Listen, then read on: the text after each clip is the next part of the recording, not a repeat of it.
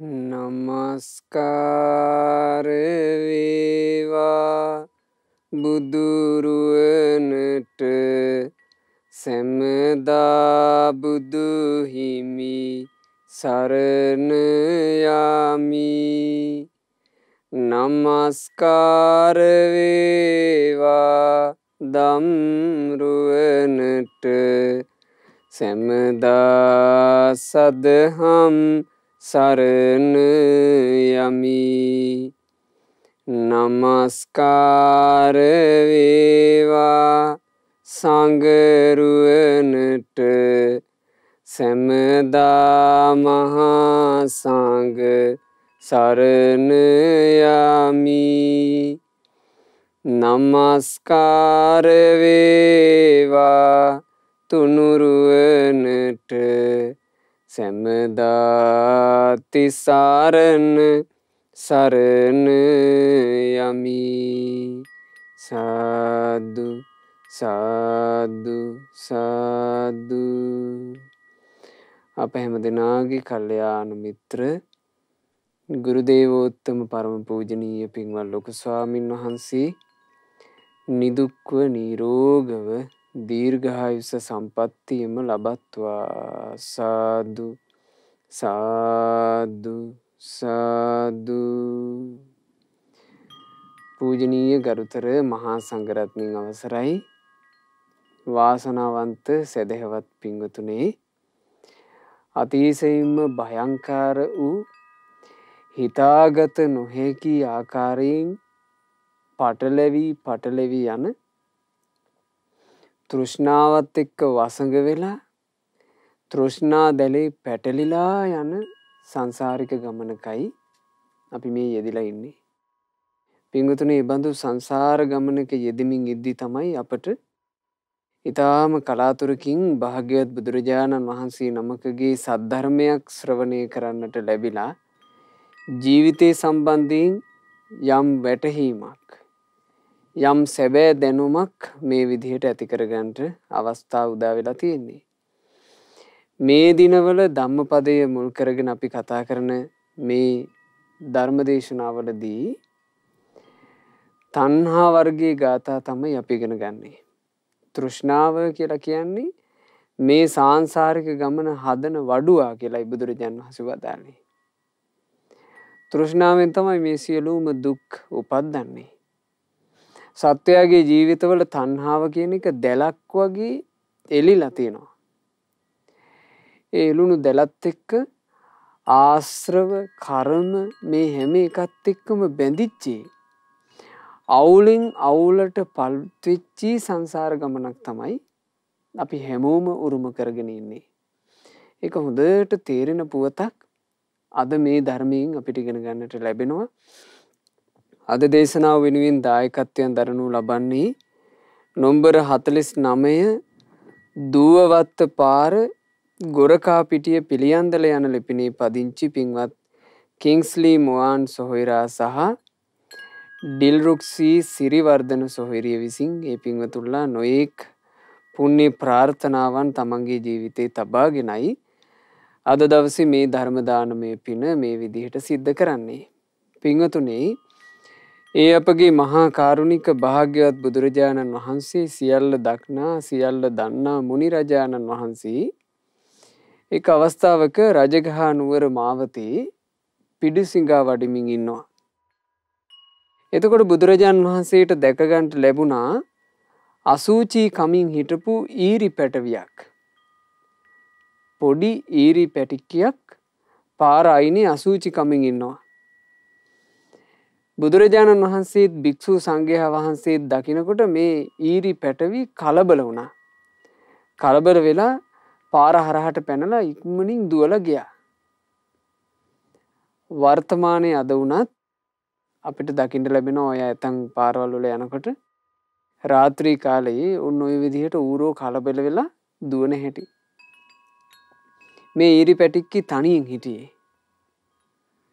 මෙයා තනියම අසූචි කකා ඉන්නකොට භාග්‍යවත් බුදුරජාණන් වහන්සේ භික්ෂු සංඝයාත් එකපාර දැක්ක ගමන් මෙයා කලබල වුණා.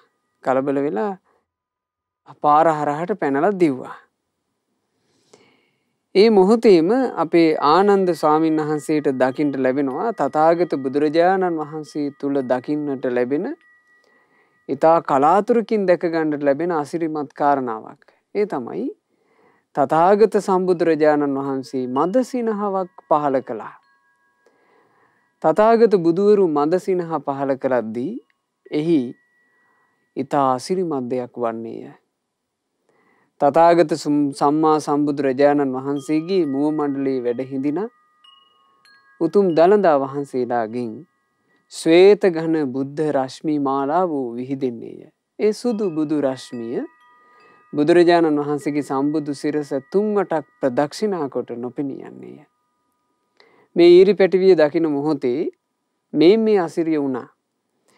එතකොට ආනන්ද ස්වාමීන් වහන්සේ ඉක්මනින්ම ශාස්ත්‍රෝන් වහන්සේගෙන් විමසනවා ස්වාමීනි භාග්‍යතුන් වහන්සේ මදසිනහ පහළ කරන්නට හේතුව කුමක්ද?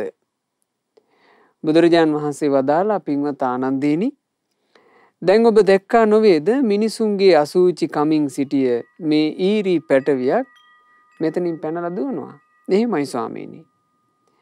ආනන්දය ඔය ඊරි පැටවි කකුසඳ තථාගතයන් වහන්සේගේ කාලේ සංඝයා වැඩ සිටපු ශාලාවක් ළඟ කිකිලියක්.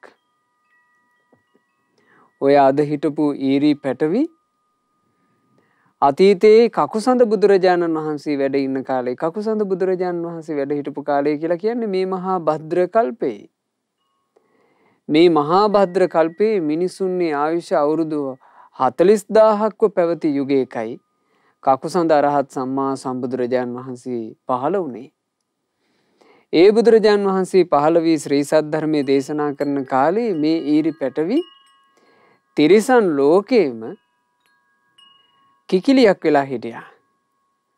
ඒ කිකිලි කෑම හොයා යද්දී භික්ෂු සංඝයා ධර්ම සජ්ජායනා කරනවා ඇහුණා. ඊටාම මිහිරට අර්ථ මෙනෙහි කර කර භික්ෂුන් වහන්සේලා සද්ධර්මයේ සජ්ජායනා කරනවා. මේ කිකිලි ඒ මිහිරි හඬට ඇහුම්කන් දීගෙන හිටියා. කිකිලිට ඒ මිහිරි සජ්ජායනාව හොඳට මතක හිටියා. ඇගේ හිත පැහැදුනා යම් මියුරු සජ්ජායනාවකට. ඒ මියුරු සජ්ජායනාව ධර්මයක්. අපේ හිතුත් පහදිනවා නැතම් මිහිරි දේවල් වලට. සමහරවිට ඒ පහදින මිහිරි දේ ලාමක දෙයක්. අර ඊරි පැටවියගේ හිත ඈ තිරිසන් ලෝකේ ඉපදිලා ඉද්දී ඇගේ හිත පැහැදුනා ධර්ම සජ්ජායනාවට. ධර්ම සජ්ජායනාවට හිත පැහැදී තියෙද්දී ඇය මිය පරලෝ යනවා.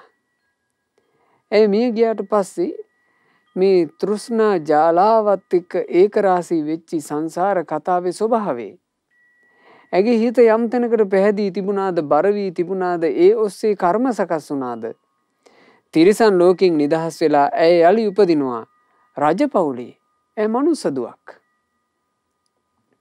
තිරිසන් ආත්මේ ඉක්මවා ගියා අද ධර්ම සජ්ජායනාවට ඇතිවෙච්චි හිත. ඒ පහන් සිතින් ඇති වුණු කර්ම විපාකයේ විසින් ඇයට තිරිසන් අත්භවයෙන් නිදහස් වෙන්න ලැබුණා. දැන් ඇය ඉහළට ඇවිල්ලා මනුස්ස දුවක්. මේ මනුස්ස දුවගේ නම උබ්බරී. ඉතින් මේ උබ්බරී දවසක් දැක්කා වැසිකිළියට ගියපු වෙලාවේ වැසිකිළි වලේ පණුවන් උතුරමින් ඉන්නවා දැක්කා. මේක අර වල වැසිකිළියක් විදිහට තියෙන්නේ නැති. ඇය වැසිකිළියට යනකොට ඇය දැක්කා වැසිකිළි වලේ අර අසූචි කන පණුවෝ සම්පූර්ණයෙන්ම මේ අත පෙරලි උතුරු ඉන්න හැටි.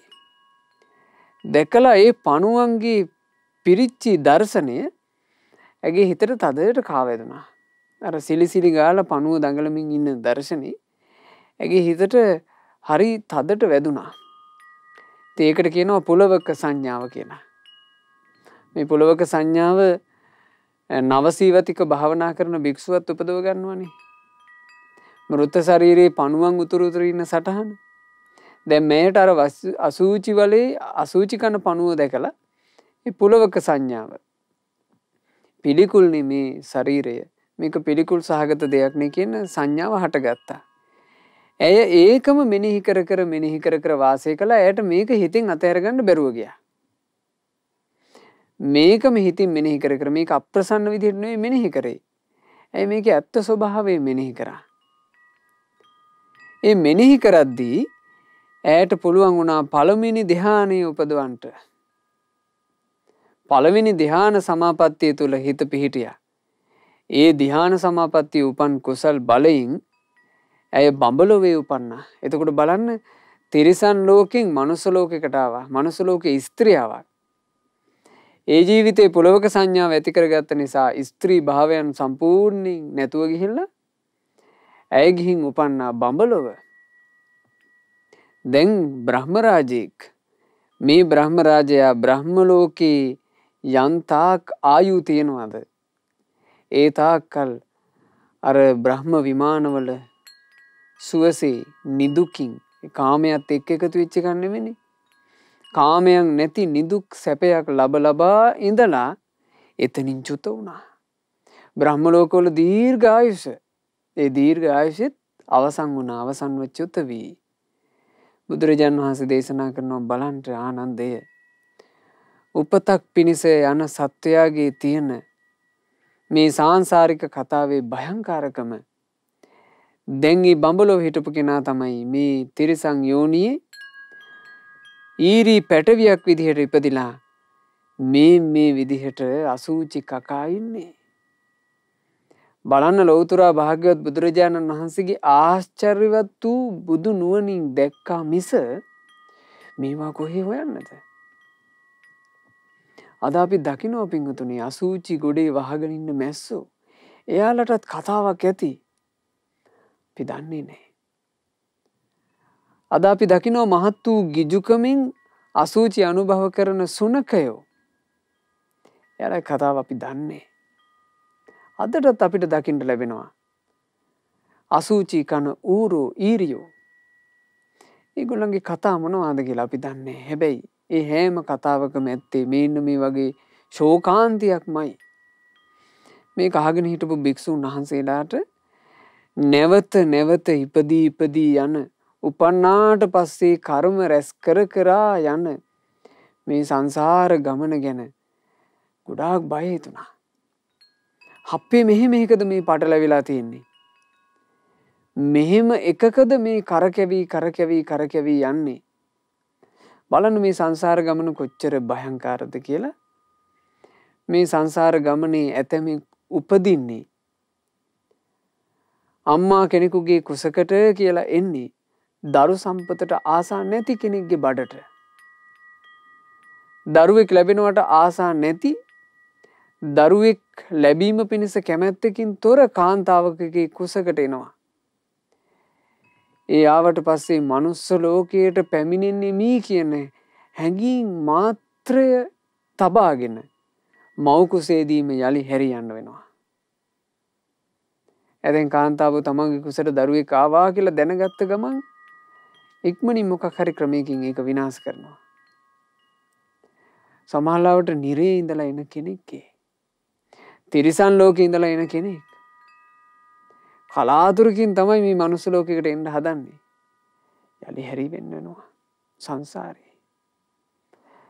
ඊළඟට ඇතැම් දරුවෝ අම්මා කෙනෙකුගේ කුසට ආවට පස්සේ අම්මට නසා ගන්න බැරි වෙනවා. හැබැයි ඒ අම්මා දරු සම්පතට කැමති නෑ. දරුවෙක් පෝෂණය කරන්න කැමති නෑ. උපන් හැටියෙම ඔහි කොහේ හරි දාලා යනවා. ඇතැම් කාන්තාව ඉන්නවා උපන්න දරුවා මේ මව් කුසින් බිහි වුණාට පස්සේ ඒ බිහිවිච්ච දරුවා මරනවා. එහෙම කරනවා. මේවා ගොඩකට හේතු වෙන්නේ අපිම සංසාරේ වරද්දගත්ත තැන්. දැන් බලන්න අර කිකිලියට යහපත් දෙයකට හිත පැහැදිච්ච එක ඇයව කොච්චර උඩට අරගෙන ආවද? ඇයව ගොඩාක් ඉහළට අරගෙන ආවා. ඒ වගේමයි අපි අයහපත් දේවල් කරොත් එහෙම. ඒ අයහපත් දේට සකස් වෙන කර්ම ඇතැම් වෙලාවට අපි තිරිසන් සත්තු කෙරෙහි අනුගමනය කරන පිළිවෙලවල් අපේ සංසාර ගමන සකස් වෙන්න ගොඩාක් බලපානවා. අපි මේ මිනිස්සු වෙලා උපන්නට පස්සේ අපි ගොඩාක් වරද්ද ගන්න තැනක් තිරිසන් සත්තු කෙරෙහි ඉතා අමානුෂික අයුරින් කටයුතු කරනවා.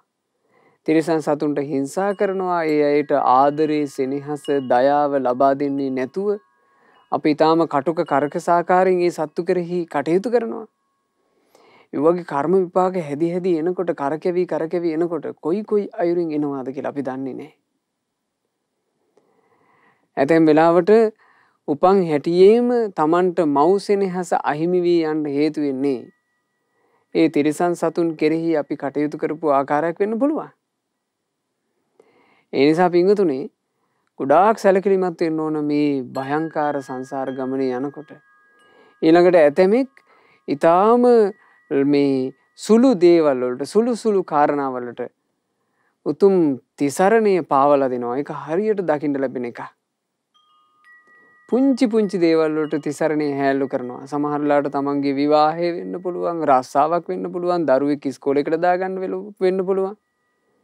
එක්ක තමන් රැකියා ස්ථානයේ මේ සේවා කටයුතු කරනකොට එතන ඉහළ පෝස්ට් එකකට යන්න වෙන්න පුළුවන්. තෙරුවන් හැල්ලු කරනවා. සදාකාලිකව ජීවත් වෙන්න වගේ හිතාගෙන තෙරුවන් සරණ හැල්ලු කරනකොට ඒ වගේ කර්ම කරකැවිලා එන්නේ. යලි සංසාර ගමනේ සත්‍ය වූ දෙයක් තමන්ට යහපත පිණිස පවතින දෙයක් මුණ ගැහෙන්නේම නැහැ. දැන් ඔබ හිතන්න බුදුරජාණන් වහන්සේගේ ධර්මයේ කෙරෙහි තිරිසන් යෝනියේ උපෙන්දලා ඉදිද්දී අර කිකිලිගේ හිත පැහැදිලා ඇයට එච්චර යහපතක් වුණා නම් බුදුරජාණන් වහන්සේගේ ධර්මයේ මිනිස්යෝ විදිහට ඉපදලා ඉන්න අපි ප්‍රතික්ෂේප කළොත් ඒකට අපර කොච්චර හානියක් විපතක් අපේ ජීවිතයට උපදින්න සමත් වේවිද? අපි මේ භාග්‍යතුන් වහන්සේගේ ධර්මය ප්‍රතික්ෂේප කරනවා නම් සත්‍ය ප්‍රතික්ෂේප කරනවා නම් සත්‍ය ප්‍රතික්ෂේප කිරීම හරි භයානක එකක්. ඒ නිසා මේවා සම්බන්ධයෙන් ගොඩාක් අපි සැලකිලිමත් විය යුතුමයි. අර භික්ෂුන් වහන්සේලා මහා සංවේගයට පත් වෙලා එදා භාග්‍යතුන් වහන්සේත් එක්ක පිණ්ඩපාතේ වැඩපු භික්ෂුන් බලවත් සංවේගයට පත් වෙලා බුදුරජාණන් වහන්සේ දේශනා කරපු මේ පුවත ශ්‍රවණය කළා. ඒ මොහොතේ භාග්‍යවත් බුදුරජාණන් වහන්සේ මේ භික්ෂුන් වහන්සේලාගේ හිත් තුළ ධර්ම අවබෝධයට ඇති පසුබිම දැකලා ඊටාම මිහිරි ස්වරයෙන් ගාථා ඇසුරු කරගෙන සද්ධර්මයේ දේශනා කළා. ඒ ගාථාවන් අපට හමු වෙනවා ධම්මපදයේ තණ්හා වර්ගයේදී. පින්වතුනි ඒ උතුම් ගාථා පින්වන්තයෝ ටිකක් සංසාර කතරින් එතෙර කර වූ මේ අර්ථාන්විත ගාථා අපට මේ හිමිදිරියේම සජ්ජායනා කරන්න ලැබෙනවා කියලා කියන්නේ මහා ලාභයක්. ඒ නිසා අපි කවුරුත් ඒ උතුම් ගාථා සජ්ජායනා කරමු. පින්වතුන්ලාටත් තිරේ දර්ශනය වෙනවා. මාත් සමගින්ම ඒ ගාථා සජ්ජායනා කරන්න.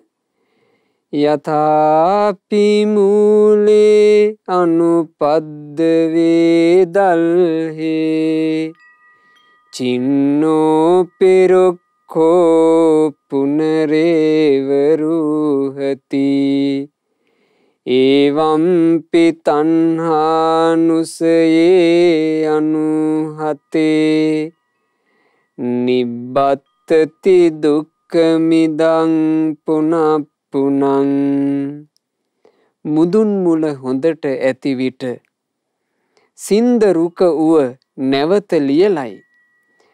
එසෙයින්ම සිතේ සැඟවුණු තණ්හාව නොනැසූ විට යලි යලිත් මේ දුකම උපදී. මුදුන් මුල හයියට නම් තියෙන්නේ රුක්ෂයක් කොච්චර සිඳලා දැම්මත් මුදුන් මුලින් සාරය අරගෙන පෝෂණය අරගෙන යලි ඒ ගහ ලියලනවාමයි. මේ වගේමයි කෙනෙකුට බැරි වුණොත් එහෙම හිතේ හැඟ වෙලා තියෙන තෘෂ්ණාව නසා දාන්න. තණ්හාව නොනසන තාක් තණ්හාව නැසී නොතිබෙන තාක් මේ අති භයංකාර වූ ගමන හැදෙනවාමයි. අර ඊරි පැටවියට උනේ ඒක බ්‍රහ්ම ලෝකෙටම ගියා. බ්‍රහ්ම ලෝකෙටත් ගිහින් තමයි මේ ඊරි පැටික්කියක් බවට පත් වෙන්න සිද්ධ වුනේ. යස්ස චක්තිං සති සෝතා මනාපස්සවනා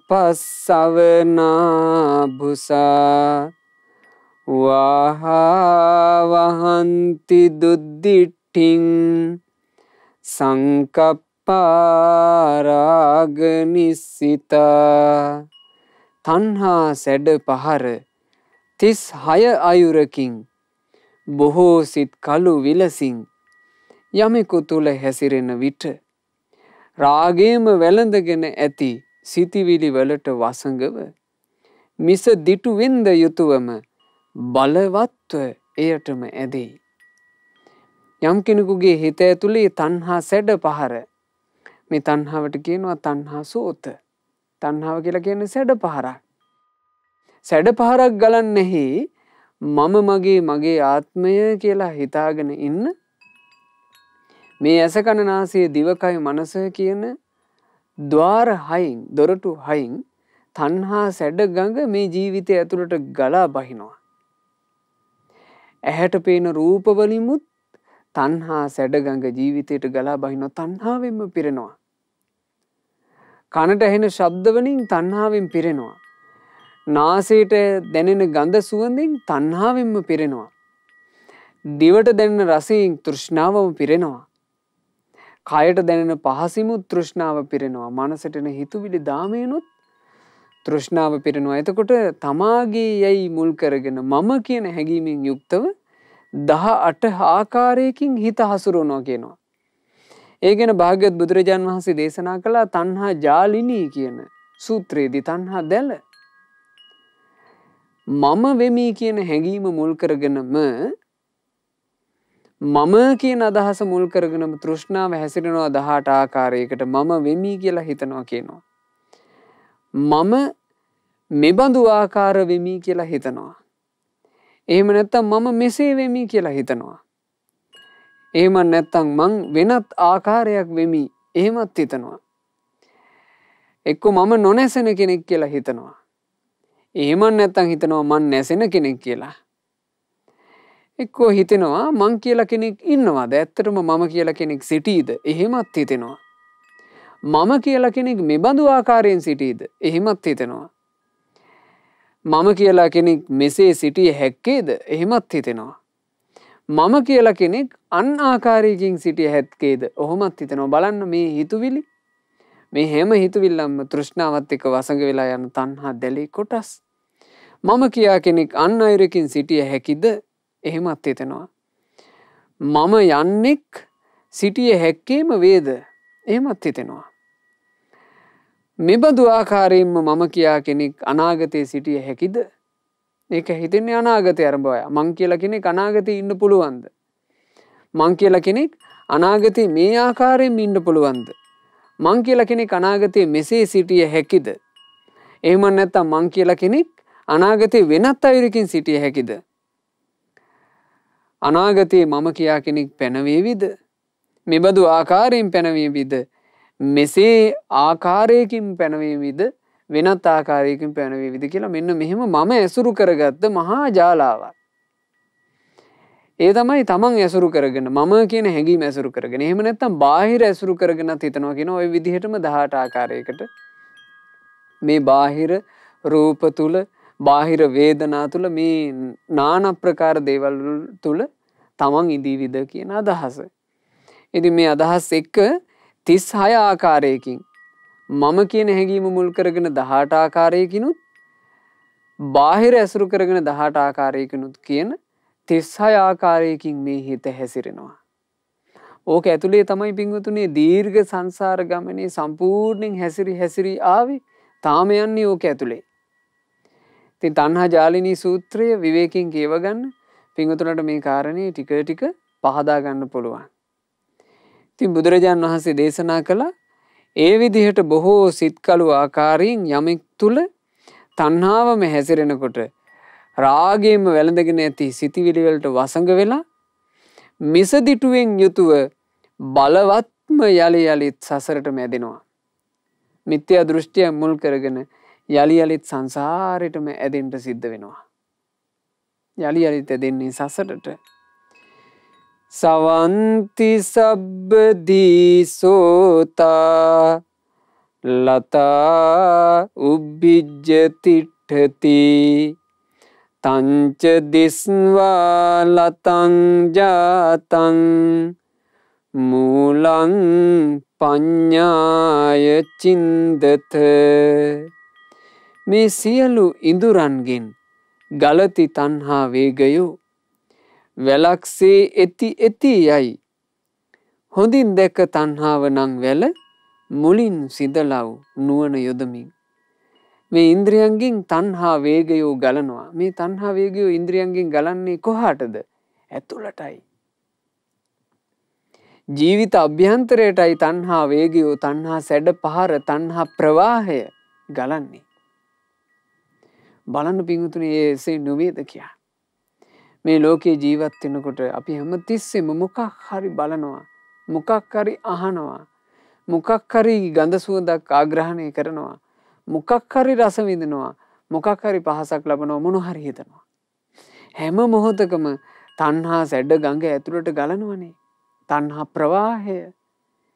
මේක මේ විදිහට තේරුම් ගත්ත කෙනා මේ තණ්හා දැලක තමන් තණ්හා වැලක එතිලා ඉන්නවා කියලා තේරුම් අරගෙන ඒක මුලින්ම සිඳලන්න කටයුතු කරන්න ඕන. මුලින්ම සිඳලන්න නම් ඒට තියෙන්නේ තණ්හා නිරෝධ ගාමිනී පටිපදා, තණ්හාව නිරුද්ධ වෙන ප්‍රතිපදාව.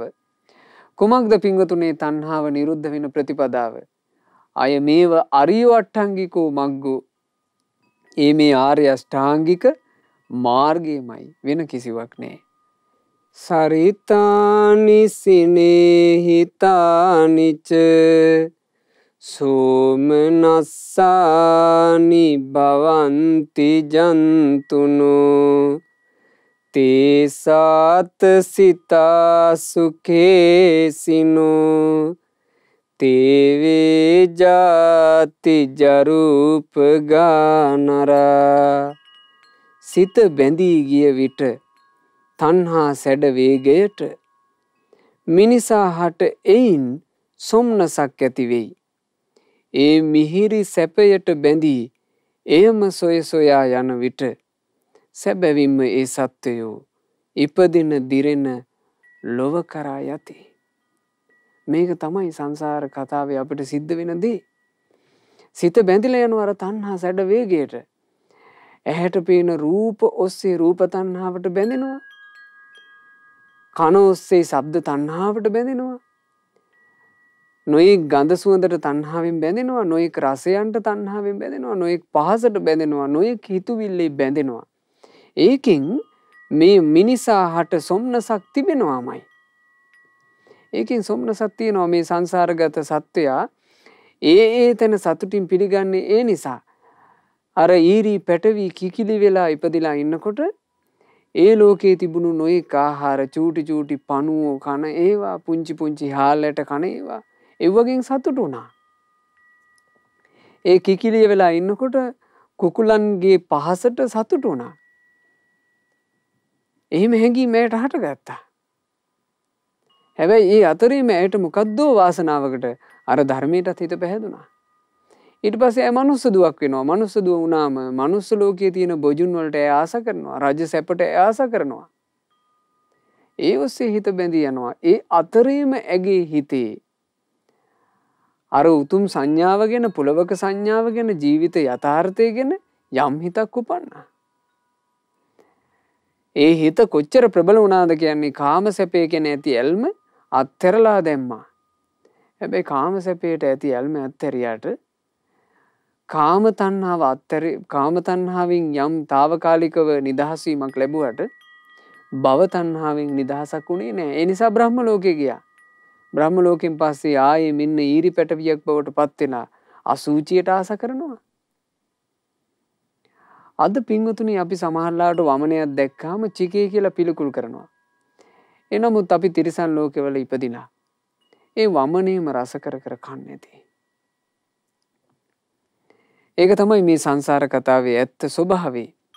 ඉතින් මේ මිහිරි සැපේම සොය සොයා ඒකටම බැඳි බැඳි ගියොත් සිද්ධ වෙන්නේ මොකක්ද? ඒකේනා ඉපදෙන දිරන ලොව කරාමයි යන්නේ. සුළු සුළු කම්සැප මුල් කරගෙන තිසරණේ අත්හරිනකොට ඒකේනා ඉපදෙන මැරෙන ලෝකෙටම යනවා. සමහර කෙනෙක් විවාහ වෙන ටිකට ආගමම මාරු කරනවා. තෙරුවන් සරණ සම්පූර්ණයෙන් ප්‍රතික්ෂේප කරනවා. තෙරුවන් සරණට වඩා මට මගේ ආදරේ වටිනවා අය කියලා. ඒ මොහොතේම ඒකේනා මේ ඉපදින දිරන සංසාරේ අතිශය කටුක කර්කස තැනකට පියවර තියන්නේ. තමන්ගේ සැපේ වෙනුවෙන් තිරිසන් සතුන්ට හිංසා කරනකොට, තමන්ගේ සැපේ වෙනුවෙන් අනිත් අයට හිංසා පීඩා ගේනකොට හොඳට මතක තබා ගත යුතු දෙයක් තමන් මේ යන්නේ ඉපදෙන දිරන ලෝකයේ කරාම බව. තසිනාය පුරක්ඛතා පජා පරිසප්පන්ති සසෝව බාදිතු සංයෝජන සංග සත්තා දුක්ඛ මුපෙන්ති පුනප්පුනං චිරාය. බියතති ගැනුම් උපදන තණ්හාවම පෙරටගෙන උගුලට බැඳුණු සාවෙකුසේ සැලි සැලි සිටිතිලෝ සතුන් කෙලෙස් බැඳුමින් බැඳී ගොස් සිටිනලෝ සත බොහෝ කල් යලි යලි ඉපදිමින් දුක කරාමයි යන්නේ. බිය තැති ගැනීම හැමතිස්සෙම උපද්දන තණ්හාව කෙනෙක් පෙරට ගත්තොත් එයා හරියට උගුලට අහුවෙච්ච හාවෙක් වගේ. උගුලට අහුවෙච්ච හාවා තමන්ගේ ජීවිතේට ඊළඟ අනතුර කොයි මොහොතේ දෙන්නේ කියලා සැලි සැලි ඉන්නවා වගේ. කෙලෙස් බන්ධනයෙන් බැඳිච්ච මේ සත්වයා යලි යලි තියන්නේ දුක කරාමයි. හාවා උගුලට අහුණාට පස්සේ වැද්දාට ඕන දෙයක් කරන්න පුළුවන්. ඒ වගේ තෘෂ්ණාවට අහුණාට පස්සේ සංසාර ගමනේ දුක වෙතමයි යන්නේ. තණ්හාව නැසූ මුනිවරු විතරමයි පින්වතුනි නිදහස කරා ගියේ. තසිනාය පුරක්ඛතා පජා පරිසප්පන්ති සසෝව බාධිතු තස්මා තසිනං විනෝදයේ බික්ඛු ආකංඛී විරාගමත්තනෝ. බිය තැති ගැනුම් උපදින තණ්හාවම පෙරටගෙන උගුලට බැඳුණු සාවෙකුසේ සැලි සැලී සිටිතිලෝ සතුන් එහෙයින් නුවණ යොදවා බිය තැති ගැනුම් උපදන තණ්හාව දුරු කළ යුතු විරාගී නිවනම තමා තුළ උපදවා ගන්නට භික්ෂුව කැමති විය යුතු. මේ ජීවිතේ සැනසුමක් කරා යන්න නම් පින්වතුනි අපට විරාගී නිවනමයි තණ්හාවෙන් නිදහස් වෙච්චි විරාගී නිවනමයි උපදව ගන්න තියෙන්නේ. නිසා තමයි මුනිවරු නිවන ගැනම වර්ණනා කළේ. ඒතං සන්තං එයමයි ශාන්ත ඒතං පනීතං එයමයි ප්‍රනීත යදිදං සබ්බ සංඛාර සමතෝ.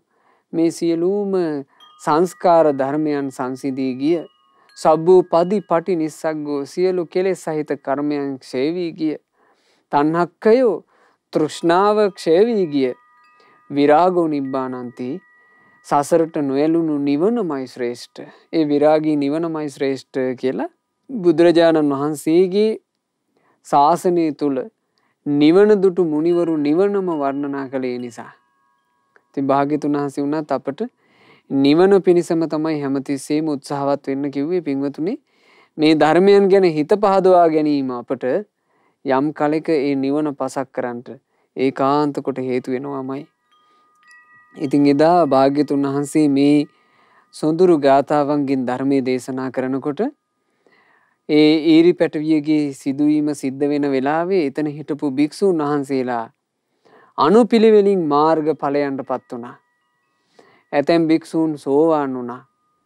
ඇතැම් භික්ෂූන් සකදාගාමි වුණා. ඇතැම් භික්ෂූන් අනාගාමි වුණා. ඇතැම් භික්ෂූන් රහතන් වහන්සේලා බවට පත් වුණා. ඒ කාලේ හිටපු පින්වන්තයෝ ඒ කෙරෙහි පහන් සිතින් මාර්ගඵලම අවබෝධ කළා. අඩු ගානේ අද අපි භාග්‍යතුන් වහන්සේගේ මේ ධර්මයේ ගැන සිත පහදව ගත්ත පිරිස බවට පත් වෙන්නවත් වාසනාවන්තයෝ වෙන්න ඕන. අපිට ධර්ම අවබෝධයක් කරා අපේ ජීවිතේ මෙහෙව ගන්න බැරි වුණා සත්‍ය වූ ධර්මයට හිත පහදව ගත්ත පිරිස කියන තැනටවත් අපි එන්න ඕන. ඒ නිසා හොඳට හිත පහදව ගත යුතුයි. කොටින්ම අර ඊරි පැටවි භාග්‍යවත් බුදුරජාන් වහන්සේ මේ සද්ධර්මයේ දේශනා කරනකොට ඇය පැනලා දිව්වට පාරේ එක් පසෙකට වෙන්න බුදුරජාන් වහන්සේත් භික්ෂු සංඝයා වහන්සේත් වැඩ ඉඳලා මේ කරපු සොඳුරු දහම් කතාවට ඈ කන් යොමාගෙන හිටියා. ඇයට ඒ තුලින් ලොකු දෙයක් තේරෙන්නට නැතුව ඇති.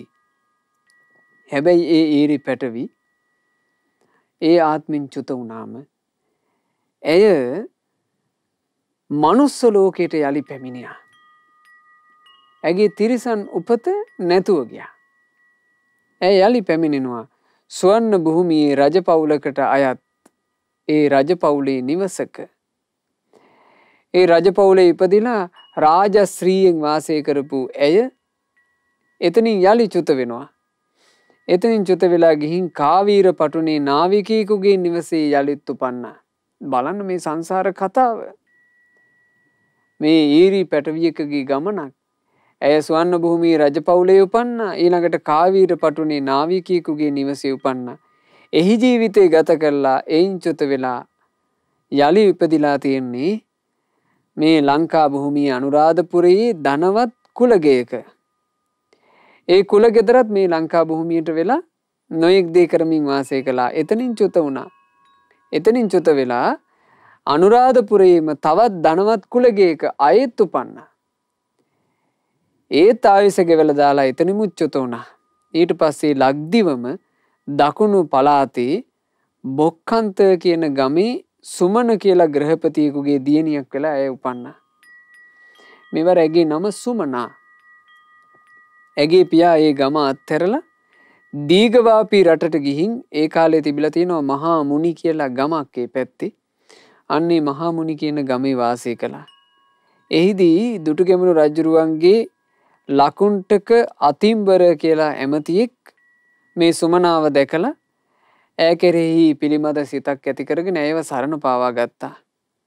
ලකුණ්ඨක අතිම්බර කියන ඇමතියාගේ අමාත්‍ය බිරිඳ බවට ඇයපත් වුණා.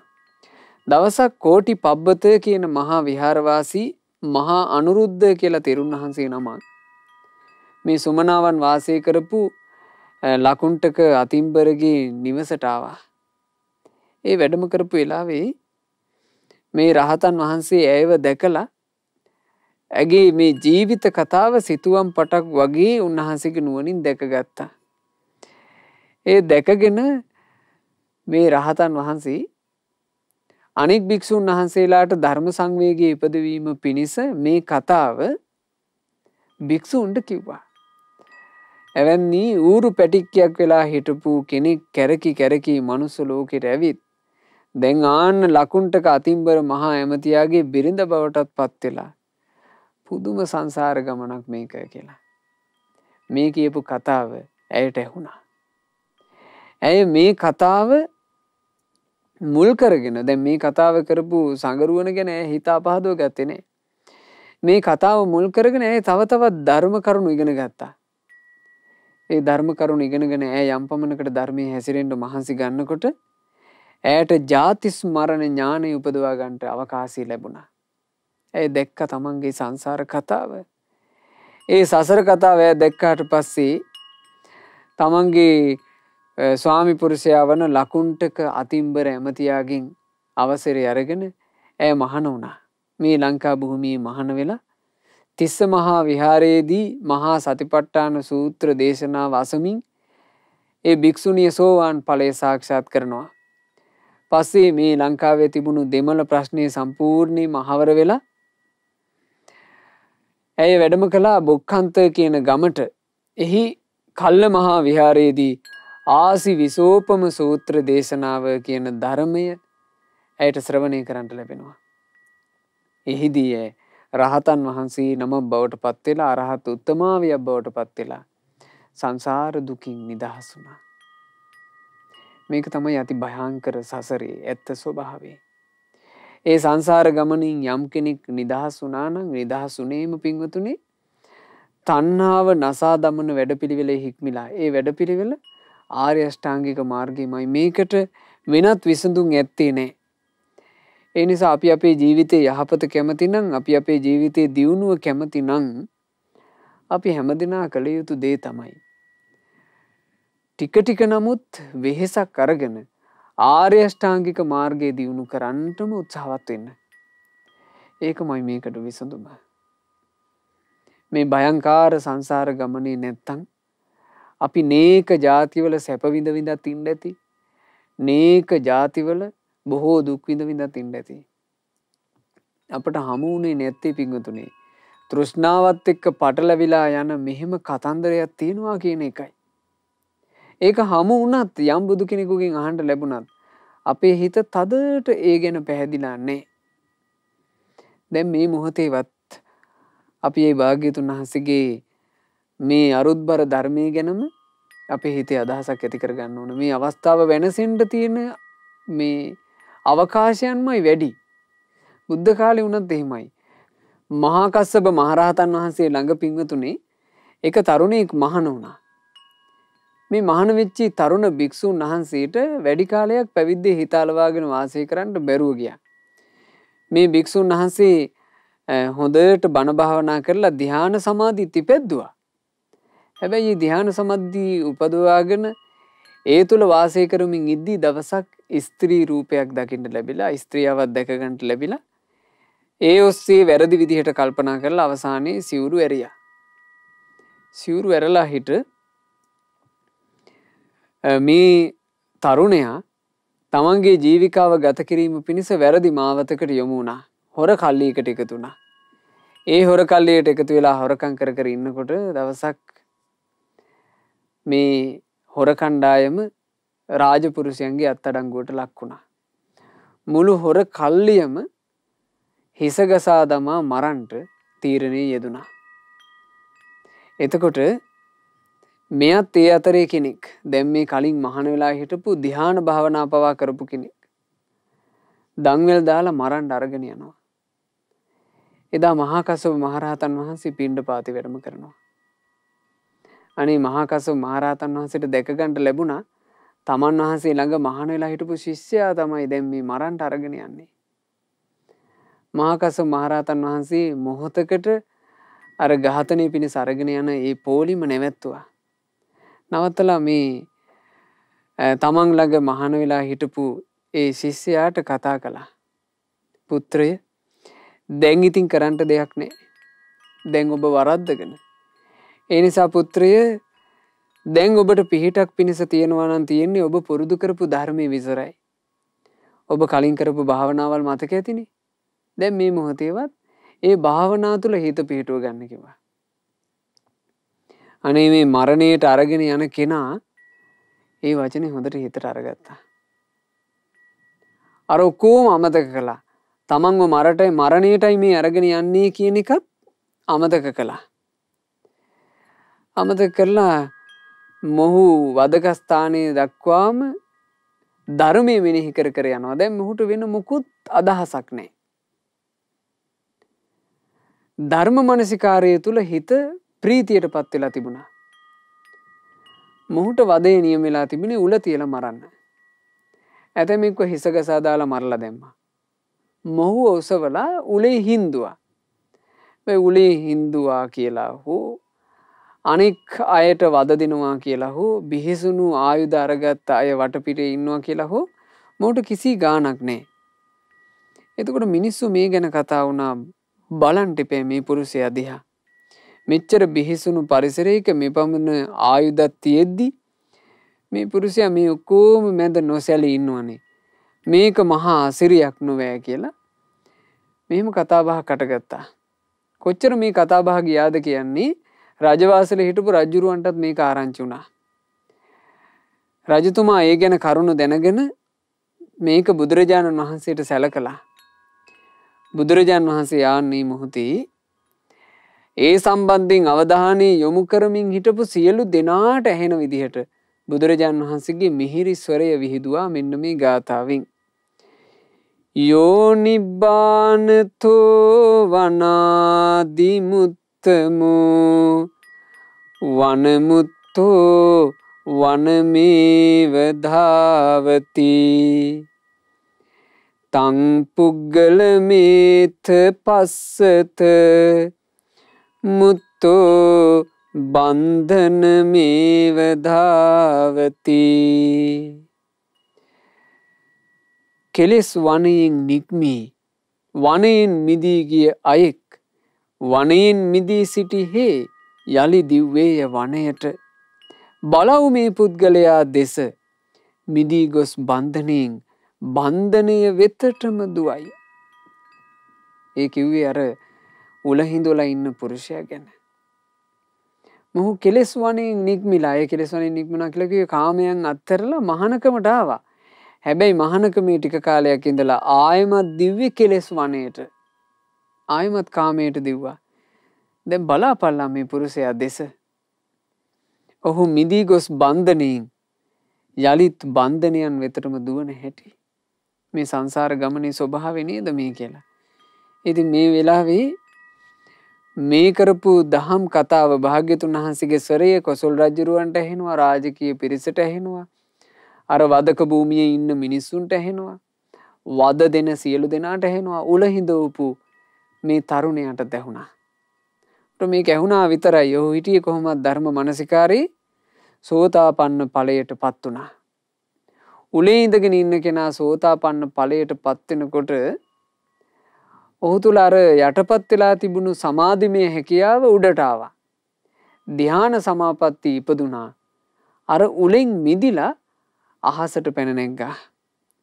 ඉතින් අහසින්ම භාග්‍යවත් බුදුරජාන් වහන්සේ සමීපයට ගියා. බුදුරජාන් වහන්සේ ඉදිරියේ වන්දනා කළා.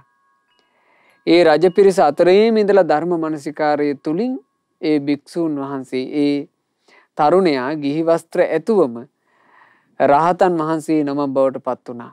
ගිහි වස්ත්‍ර ඇතුව රහතන් වහන්සේ බවට පත් වෙච්චි ඒ උත්තමයා අහසේදීම පිරිනුවම් පාවදාලා. මහා පෙළහර සහිතව පිරිනුවම් පාවදාලා. හරි පුදුම සහගතයි පින්වතුනි. මේ සංසාර ගමන තණ්හාවට වසඟ වෙලා තණ්හා සැඩ පහරේ ගොදුරක් විදිහට මේ යන ගමන අපිට නවත්තනවා නම් නවත්තන්න තියෙන්නේ බුදු කෙනෙකුගේ ශාසනයේ තෙරුවන් කෙරෙහි බලවත් චිත්ත ප්‍රසාදයෙන් යුක්ත වී ආර්ය අෂ්ටාංගික මාර්ගයේ අනුගමනය කිරීමෙන්මයි. අපි හැම දිනාට ඒ ආර්ය අෂ්ටාංගික මාර්ගය අනුගමනය කරන්නටම වාසනාව ලැබේවා. සාදු සාදු සාදු. රැස් කළා වූ සියලුම පුණ්‍ය ධර්මයන් සියලු දෙවියෝ සතුටින් අනුමෝදන් වෙත්වා. පින් අනුමෝදන් වන සක් දෙවිඳුන් ප්‍රධාන සියලු දෙවියෝ අප හැම දිනාට දෙවියන්ගේ සියලු ආරක්ෂාවත් ආශිර්වාදයත් උපකාරයත් නොඅඩුවම සලසත්වා. දෙවියෝද සංසාර දුකින් අත මිදේවා. සාදු සාදු සාදු. රැස් කළ උදාරතර පුණ්‍ය ධර්මයන් අපගේ ගුරු දේවෝත්තම කල්යාණ මිත්‍ර පරම පූජනීය පින්වත් ලොකු ස්වාමින් වහන්සේට අනුමෝදන් වෙත්වා. ගුරු දේවයන් වහන්සේ නිදුක්ව නිරෝගව දීර්ඝායුෂ සම්පන්නියම ලබත්වා ගෞතම සාසනය තුලම උතුම් චතුරාර්ය සත්‍ය ධර්මය පරිපූර්ණ වශයෙන්ම අවබෝධ කර ගනිත්වා. සාදු සාදු සාදු. අද දවසේ උතුම් ධර්ම දානමේ පින සිද්ධ කරන රැස් කළා වූ උදාරතර පුණ්‍ය ධර්මයන් අපි අනුමෝදන් කරමු. අද දවසේ මේ උතුම් ධර්ම දේශනාව වෙනුවෙන් දායකත්වයෙන් දරූ පින්වත් කින්ස්ලි මොහාන් මහත්මයාගේ නමිනුත් ඩෙල්රොක්සි සිරිවර්ධන මහත්මියගේ නමිනුත් මිය පරලෝ යන්ට යෙදුණු අයිරීන් විජේසේකර මවට සිරිවර්ධන පියාණන්ට රාජා සොහොයුරාට සහ ඔස්කා ගුණසේකර උදය පරණ විතාරණ යන මස්සිනාවරුන්ට මේ සියලු පින් අනුමෝදන් වෙත්වා. මිය පරලෝ ගිය වීණාවී ඥාති දියණියටත් කෑගල්ලේ විසූ මියගිය එඩ්වඩ් විජේසේකර මාමාටත් එම නැන්දාටත් එංගලන්තයේ සිට මිය පරලෝ ගියපු ලොකු අම්මාට බේරිල් නැන්දාට සහ එස් සපරමාදු ලොකු තාත්තාට සුජාතා විසී විජේසේකර පුංචි අම්මාට මහාචාර්ය විනී විතාරණ මහත්මයාට මියගිය ජෝන්ගේ පියා ජැක් මහත්මයාට මේ සියලුම පුණ්‍ය ධර්මයන් අනුමෝදන් වෙත්වා. තමන්ගේ නමින් මිය ගියා වූ සියලු ඥාතීන්ට පින් අනුමෝදන්ව ඥාතීන්ගේ පරලොව ජීවිත සැපයටම පත් වෙත්වා. අපගේ ඥාතීන්ට ඉක්මන් භවයකදීම සංසාර දුකින් නිදහස් වෙන්න වාසනාව ලැබෙත්වා කියන අදහසින් පින් අනුමෝදනා සිදු කරන්න. දිල්රුක්සි සිරිවර්ධන මහත්මියගේ ස්වාමි පුරුෂයා වන ජෝන් මහත්මයාටත් සුගන්ධි අක්කාටත් ශාන්ති අක්කාටත් චන්ද්‍රරත්න මස්සිනාටත් ඔවුන්ගේ පවුල්වල සියලුම දූ දරුවන්ටත් ඔවුන්ගේ මුණුපුරු මිනිපිරියන්ටත් චන්ද්‍රා මහත්මියට සහ ඒ පවුලේ දූ දරුවන්ටත් මේ සියලු පුණ්‍ය ධර්මයන්ගේ ආශිර්වාදයෙන් සියලු සෙත සැලසේවා. අසනීප තත්වයෙන් පසු වෙන පින්වත් සුගන්ධි අක්කාටත් ශාන්ති අක්කාටත් ගයාන්ගේ නෙන්දම්මා වන කුමුදුනී දියණියගේ මව වන තිලකා විතාරණ මෑණියන්ටත් කෑගල්ලේ අසනීප තත්වයෙන් සිටින ට්‍රෙවින්ගේ නෙන්දම්මා වන දේශානිගේ මව වන එම මෑණියන්ටත් ඩේව් මහතාගේ මව වන දසනායක මවටත් කිංස්ලි මොහාන් මහත්මාටත් මේ සියලුම පුණ්‍ය ධර්මයෝ එක ලෙසම අනුමෝදන් වෙලා ඒ පින්වතුන්ලට විශේෂයෙන් නිදුක් නිරෝග සුවපත් භාවයෙන්ම සැලසේවා දීර්ඝායුෂ සම්පන්නිය සැලසේවා. අද දවසේ මේ ධර්ම දානය සිදු කළා වූ නොම්බර 49 දුවවත්ත පාර ගොරකාපිටිය පිළියන්දල යන ලිපිනේ පදිංචි පින්වත් කිංස්ලි මොහාන් සොහොයුරාට ඩිල්රොක්සි සිරිවර්ධන සොහොයුරියට පවුලේ අනෙකුත් ඥාති හිත මිත්‍රාදීන් සෑම සියලු දෙනාට පින් අනුමෝදන්ව සියලු දෙනාට නිදුක් නිරෝග සුව ශාන්තියත් දීර්ඝායුෂ සම්පන්නියත් සැලසේවා. තමන්ගේ ජීවිතවල කරන කියන රැකී රක්ෂා ව්‍යාපාර ආදිය කිසිම කරදරයකින් බාධාවකින් තොරව සුවසේ දියුණු කරගන්නට අවකාශය සැලසේවා. දූදරු මුණුපුරු මිනිපිරියන්ගේ අධ්‍යාපන කටයුතු ආදියත් ਸਰව ප්‍රකාරයෙන් සාර්ථක වෙත්වා දියුණුවට පත්වෙත්වා. සුපින්වතුන්ලා සියලු දෙනාට කිසිම කරදරයකින් බාධාවකින් තොරව කලන මිතුරු ඇසුරේ දහම්මග දියුණු කරගන්නට අවකාශ සැදෙත්වා. ධර්ම දානයන් සිදු කරපු සුපින්වතුන්ලාටත් ශ්‍රද්ධා මාසික ධර්ම දාන සමාජික පින්වත් හැම දෙනාටත් ශ්‍රද්ධා කාර්ය මණ්ඩලයේ සියලු දෙනාටත් ඒ වගේම සුපින්වත් ඔබටත් ගෞතම සාසනය තුලම චතුරාර්ය සත්‍ය ධර්මය අවබෝධ කරගන්නට වාසනාව ලැබෙත්වා. හැම දිනාටම තෙරුවන් සරණයි. නමෝ බුද්ධාය. මෙවැනි වටිනා ධර්ම දේශනා ශ්‍රවණය කිරීමට ශ්‍රද්ධා ඩේලි YouTube channel එක subscribe කරන්න.